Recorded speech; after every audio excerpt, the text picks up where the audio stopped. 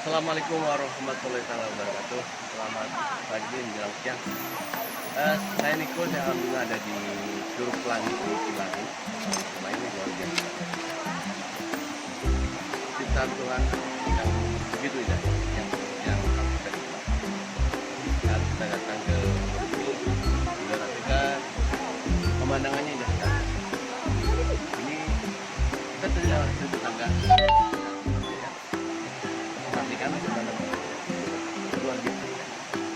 Nah, buat anda yang mau datang sini ke Cimahi, jalan Kolonel Masturi. Kolonel Masturi ya, orang Rembong Curug Pelangi.